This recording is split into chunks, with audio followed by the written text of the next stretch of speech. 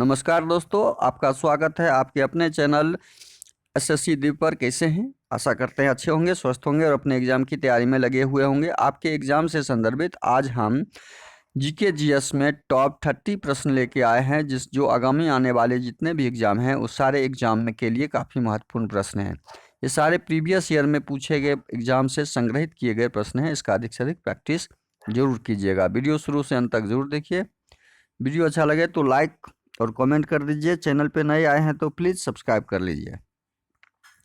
अब आते हैं क्वेश्चन नंबर 1 पे।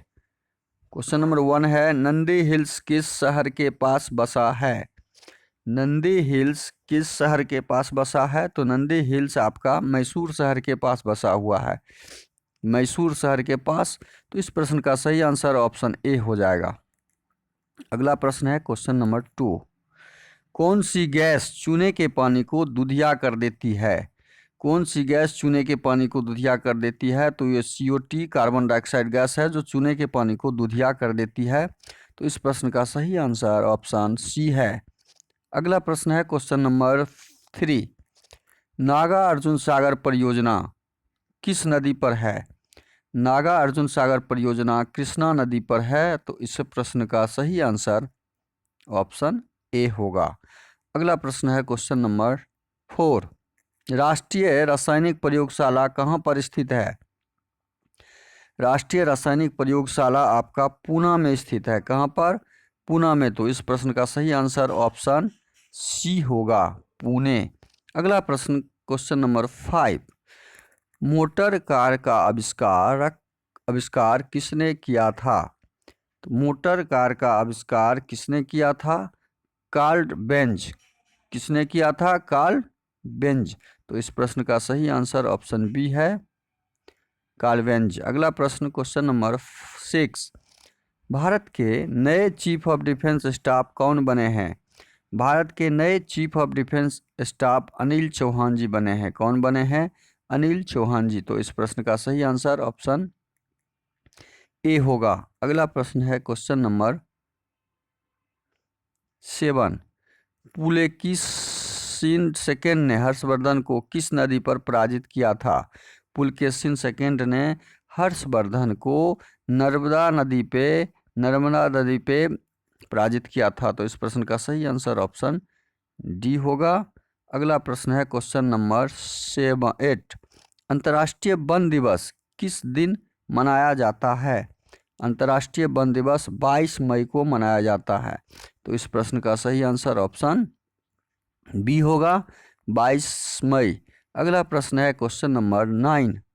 प्रकाशीय तंतु किस परिघटना पर आधारित है?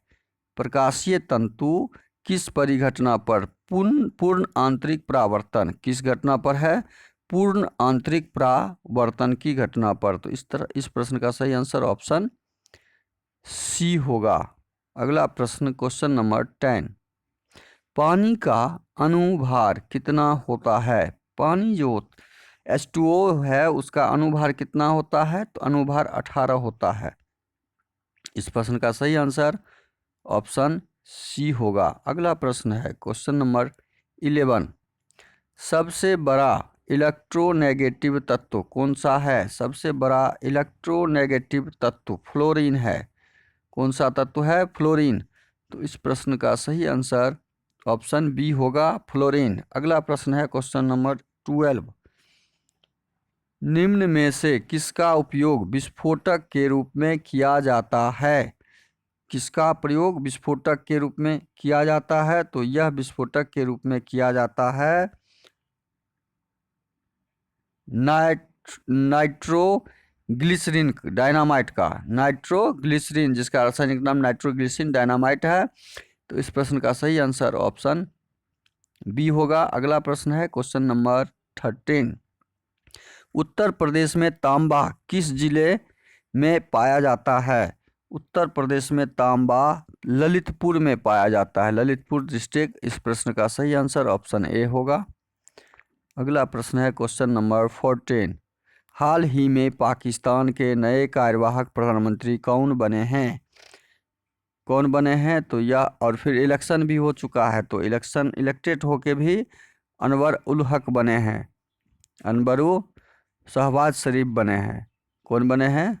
अभी पूर्ण बन गए हैं। पूर्ण पूर्ण पूर्ण हाल ही में, छोड़ दीजिए इसको, पूर्ण बोलिए। पूर्ण पाकिस्तान के शहबाज शरीफ। अगला प्रश्न है क्वेश्चन नंबर 15। उत्तर प्रदेश में यूरेनियम के भंडार कहाँ पाए जाते हैं? उत्तर प्रदेश में यूरेनियम के भंडार ललितपुर में पाए जाते हैं। तो इस प्रश्न का सही आंसर ऑप्शन सी होगा। अगला प्रश्न है क्वेश्चन नंबर 16। संपूर्ण क्रांति का नारा किसने दिया था? संपूर्ण क्रांति का नारा जयप्रकाश नारायण ने दिया था। किसने? जयप्रकाश नारायण ने। तो इस प्रश्न का सही आंसर ऑप्शन बी है। अगला प्रश्न क्वेश्चन नंबर 17। वर्ष 2003 में राष्ट्रीय खेलों की मेजबानी किस राज्य ने की है? वर्ष 2023 में, वर्ष 2023 में तो यह किया है आपका गोवा। किसने किया है? गोवा। तो इस प्रश्न का सही आंसर ऑप्शन बी है। अगला प्रश्न क्वेश्चन नंबर 18। मलेशिया का राष्ट्रीय खेल क्या है? मलेशिया का राष्ट्रीय खेल बैडमिंटन है। क्या है? बैडमिंटन। तो इस प्रश्न का सही आंसर ऑप्शन डी है। अगला प्रश्न क्वेश्चन नंबर 19। सामान्यतः घेघा किसके अभाव में होता है? सामान्यतः घेघा रोग आयोडीन के अभाव में होता है। कौन से तत्व के अभाव में? आयोडीन के अभाव में। तो इस प्रश्न का सही आंसर ऑप्शन ए होगा। अगला प्रश्न क्वेश्चन नंबर 20। वेदों की रचना किस भाषा में की गई थी? वेदों की रचना संस्कृत भाषा में की गई थी। किस भाषा में? संस्कृत भाषा में। तो इस प्रश्न का सही आंसर ऑप्शन डी होगा। अगला प्रश्न है क्वेश्चन नंबर 21। बिजली के बल्ब का आविष्कार 1879 में किसने किया था? बिजली के बल्ब का आविष्कार जो हुआ था वह किसने किया था? तो वह थॉमसन अल्वा एडिसन ने किया था। किसने? थॉमसन अल्वा एडिसन ने किया था। तो इस प्रश्न का सही आंसर ऑप्शन डी है। अगला प्रश्न क्वेश्चन नंबर 22। साइमन कमीशन किसके शासनकाल में भारत आया था? तो यह आया था लॉर्ड इरविन के शासनकाल में। तो इस प्रश्न का सही आंसर ऑप्शन ए है। अगला प्रश्न है क्वेश्चन नंबर 23। नदी के घुमावदार पथ से किस झील का निर्माण होता है? नदी के घुमावदार पथ से किस झील का निर्माण होता है? तो गोखुर झील इसको बोलते हैं। गोखुर झील।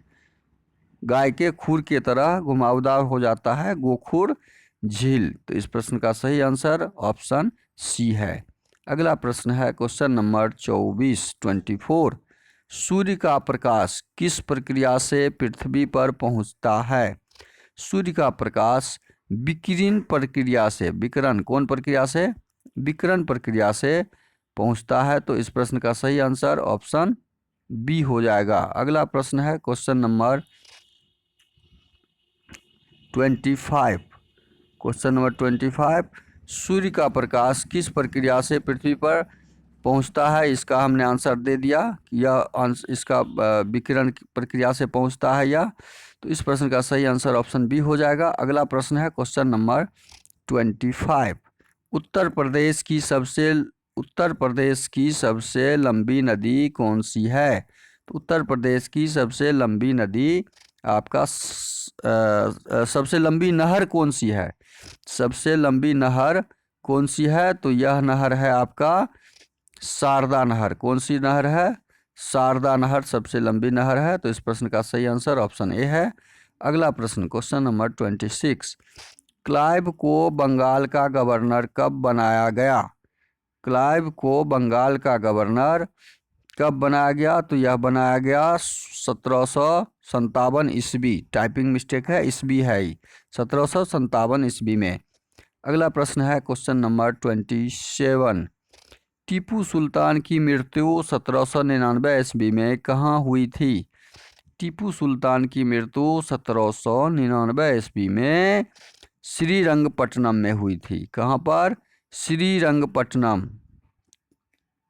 श्रीरंगपट्टनम में हुई थी। तो इस प्रश्न का सही आंसर ऑप्शन सी हो जाएगा। अगला प्रश्न है क्वेश्चन नंबर 28। जहांगीर को कहाँ दफनाया गया था? जहांगीर को दफनाया गया था लाहौर में। कहाँ पर? लाहौर में दफनाया गया था जहांगीर को। जहांगीर को दफनाया गया था लाहौर में। तो इस प्रश्न का सही आंसर ऑप्शन सी हो जाएगा। अगला प्रश्न है क्वेश्चन नंबर 29। शाहजहां के काल में कौन यूरोपीय यात्री भारत आया था? शाहजहां के काल में पीटर मुंडी। कौन आया था? पीटर मुंडी नामक यात्री भारत आया था। अगला प्रश्न है क्वेश्चन नंबर 30। मुगल सम्राट औरंगजेब कौन सा वाद्य यंत्र बजाते थे? तो इस प्रश्न का सही आंसर आपको कमेंट बॉक्स में रिप्लाई करना है। और रिप्लाई में आपका जो ऑप्शन होगा ए, बी, सी या डी, चारों में से जो सही होगा वो ऑप्शन ज़रूर आप रिप्लाई कीजिएगा। वीडियो शुरू से अंत तक ज़रूर देखिए। वीडियो अच्छा लगे तो लाइक और कमेंट कर दीजिए। चैनल पे नए आए हैं तो प्लीज़ सब्सक्राइब कर लीजिए चैनल को, और बेल आइकन को ऑल सेट पे ज़रूर डाल दीजिएगा। दोस्तों को अधिक से अधिक शेयर भी कर दीजिए। थैंक यू, धन्यवाद। जय हिंद, जय भारत।